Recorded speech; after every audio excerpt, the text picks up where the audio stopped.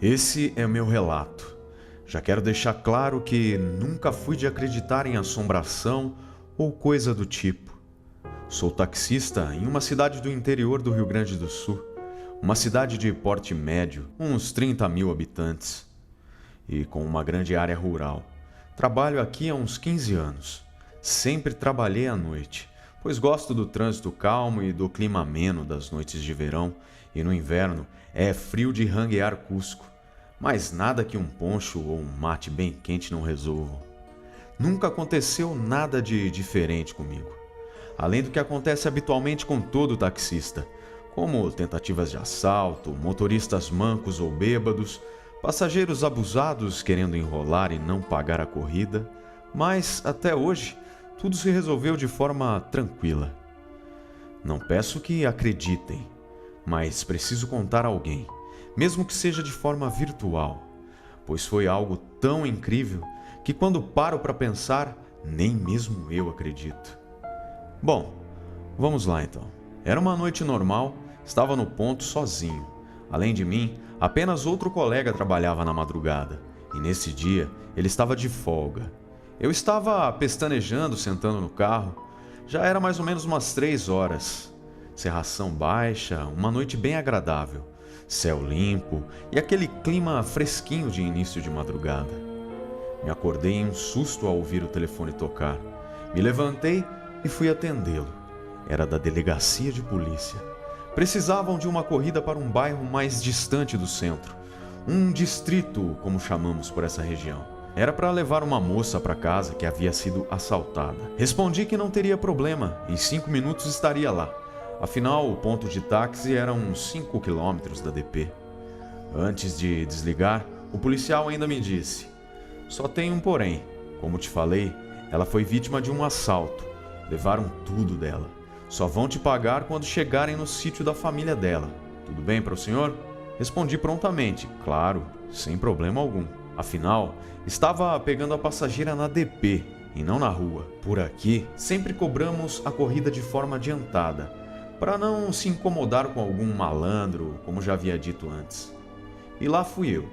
Combinei antes de desligar que ela esperaria na porta da DP, pois só tinha um policial no posto e estava atendendo outras ocorrências.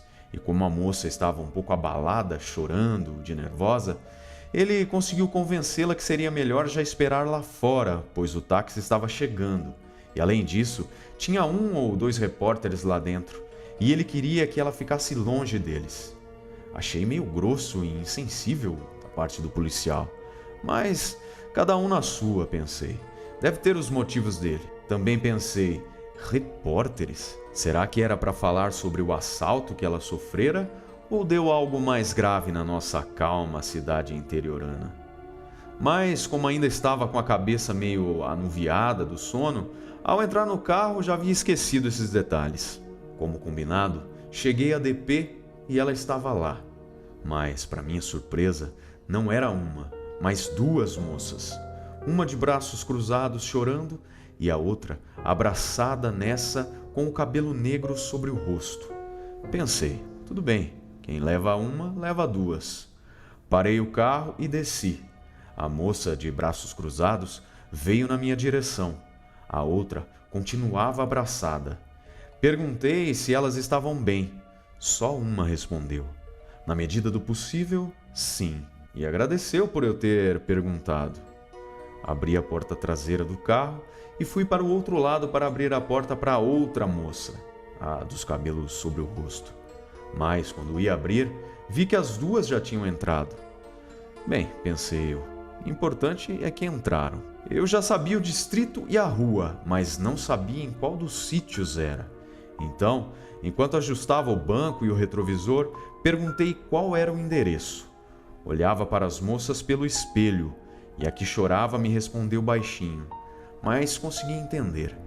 A outra continuava de cabeça baixa e com o braço sobre a amiga. Imaginei que ela assim consolava a chorona. Porém, não falava nada e também não a ouvia chorar.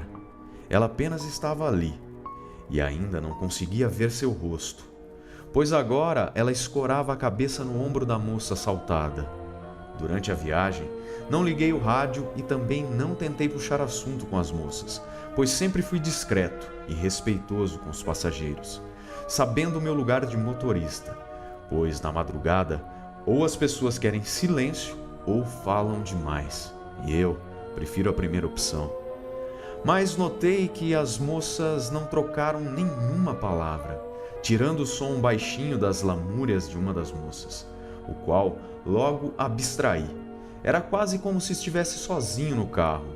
Em algumas quadras, eu já nem olhava mais pelo retrovisor, apenas segui com atenção na estrada de chão batido esburacada. Mesmo sendo no interior e indo devagar nas estradas escuras e sem iluminação, não foi demorado chegar ao sítio indicado pela moça. Os familiares já me esperavam com a porteira aberta. Mal cheguei e nem havia desligado o carro ainda, os parentes já estavam nos cercando e abrindo a porta. Nem vi as moças descerem. Um senhor veio rapidamente à minha porta e me deu uma nota de R$100. Nem deu tempo de dizer a ele que tinha que devolver o troco, pois ele me disse: "Obrigado, moço. Fica com o troco. Serei eternamente grato por ter trazido minha filha sã e salva até em casa. Não temos carro. O Senhor foi um anjo na nossa vida. Obrigado", repetiu ele. Eu não entendi bem o porquê de tanto agradecimento. Só fiz meu serviço. Mas tudo bem. Agradeci e segui meu rumo. Se bem que acho que ele nem ouviu meu agradecimento, pois eu nem tinha acabado de agradecer e já estavam fechando a porta da casa. Então resolvi ir para minha casa, pois já havia garantido o ganho do dia e ao mesmo tempo me sentia meio estranho, como se um clima pesado tivesse ficado dentro do carro. Na realidade, quando elas entraram no carro, já senti aquele clima, mas não me importei, achei que era pelo choro, mas havia permanecido no carro mesmo depois da saída delas. No outro dia, acordei cedo com a minha esposa, para conversarmos um pouco antes dela ir ao trabalho. Depois, voltava a dormir, mas dessa vez foi diferente. Quando cheguei à cozinha, ela estava parada em frente à TV, assistindo atentamente ao telejornal. Eu perguntei o que houve e ela apenas fez o sinal de silêncio, levando o dedo indicador aos lábios, e apontou para a TV, para eu prestar atenção. Na TV, aparecia a foto de uma jovem de longos cabelos negros que havia sido assassinada em um assalto na noite passada em nossa cidade. Entendi a razão de minha esposa estar atenta ao olhar para a TV. Não era todo dia que acontecia algo assim na nossa cidade. Então prestei atenção também e vi quando a apresentadora disse: "Infelizmente, nessa trágica notícia, onde uma jovem perdeu a vida assassinada ao defender a vida da amiga em um assalto. As duas moças, saindo de um bar, foram abordadas e, sob a ameaça de armas, ela levou um tiro no rosto ao se pôr entre o assaltante e a amiga, que graças a ela nada sofreu." E nesse instante, surgiu na TV uma foto das duas amigas, tirada minutos antes da tragédia, dentro da festa em que estavam. Nesse momento, eu fui sentando, sentindo uma tontura, minhas pernas tremeram, tudo escureceu. Voltei a mim logo após, com minha esposa gritando comigo, dizendo: "O que houve? O que houve? Você está bem?" Eu balancei a cabeça afirmativamente. Balbuciei: "Sim, estou bem. Foi só uma tontura, talvez por ter dormido pouco." E ela me olhou desconfiada e, servindo a xícara de café, disse: "Deve ser mesmo, meu amor. Viu como tá perigoso trabalhar de noite? Por favor, pense sobre isso, tá?" Então ela saiu e eu pensei.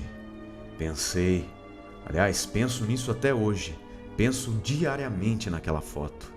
Naquela foto estavam elas, a moça que levei para casa e a assassinada, que mesmo eu não vendo o rosto, reconheci pela roupa e pelos longos cabelos negros. Agora entendo o porquê de tanto alarde da família quando cheguei no sítio. Entendo porque uma só chorava, entendo porque uma não falava e entendo porque ela continuava abraçando a amiga. Ela ainda a protegia. Logo após minha esposa sair naquele dia, levei meu táxi ao padre e pedi para ele o benzer. Rezei pela moça assassinada. Fui ao velório dela. Não sentia mais nada de negativo no meu carro depois disso. Vi a moça que sobreviveu no enterro. Ela continuava chorando, mas sua amiga já não estava mais ao seu lado. Acredito que a missão dela tenha acabado.